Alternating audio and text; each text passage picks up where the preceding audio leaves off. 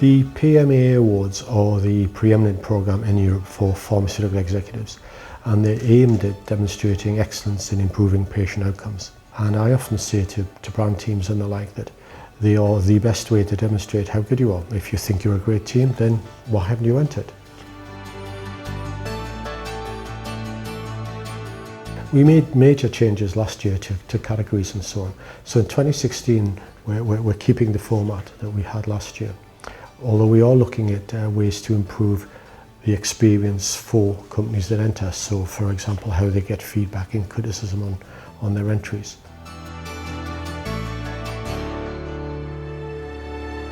The judging panel is extremely experienced. I often joke with them that there are 300 or 400 years of experience around the table when we judge the entries. And essentially, the first thing we look for is the basics of marketing strategy, segmentation, targeting, positioning, but combining that with innovative, novel methods of execution.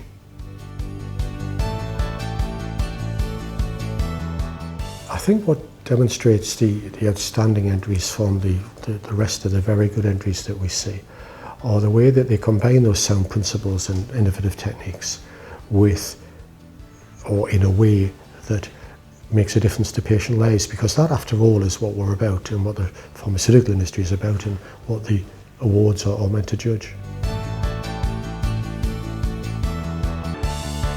The first and most obvious one is that the teams are forced to reflect and consider what they did and why. And that's useful for any team, especially these days when we're all so busy and tend to have less time to reflect. The second one is that they get feedback from a very, very experienced panel of judges, and we try to do that constructively and helpfully. And the teams that do enter always say how useful the feedback is for them. The third and perhaps less known one is that in making them consider their programs and to go through the entry process, we find it helps the team building of brand teams, which of course is a valuable thing to do. And last but by no means least is the recognition that the awards give. As I said, these awards are the preeminent ones in Europe, so to win an award or even a runners-up award in the PMEA is really a feather in your cap, as we English say, and very, a great thing to have on your CV.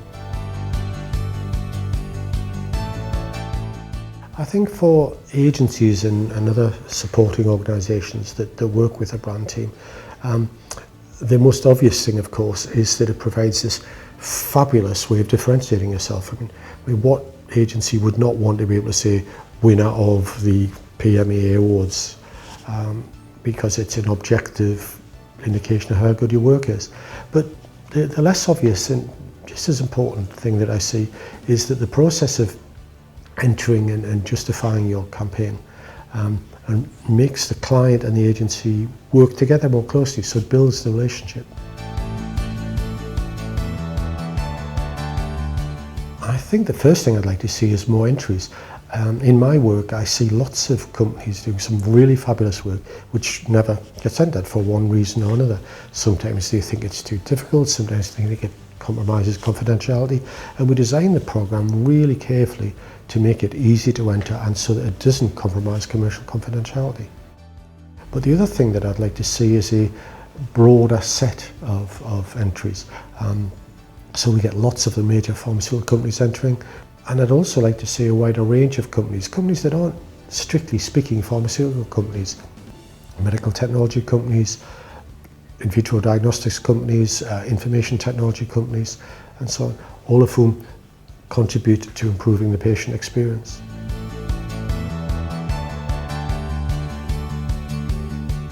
I think what we're seeing in the industry, and indeed what we're seeing reflected in the entries, is fundamental change in how companies create value and how that value is defined and by whom. So increasingly we're seeing entries that reflect value created beyond the pill, as they say, with added value services or companion diagnostics or extended value propositions. And of course, the other side of that same coin is that we're seeing a big shift in who that value is directed at. It's no longer obviously directed just at the prescribing physician. And we're seeing some really good work which involves the patient and peer groups, but also third-party groups like patient advocacy groups and others. The first thing I'd do is I'd advise companies to get on with it and enter. I know we're all busy and that there are always reasons we can think of not to enter, a shortage of time or needing to get the approval of our colleagues. But it's a really valuable thing for the company and for individuals and for teams. So there's no good reason not to enter really. And the first step in that process is simply to request the information pack, which includes all of the entry details and a lot more detail that I've not had time to talk about today.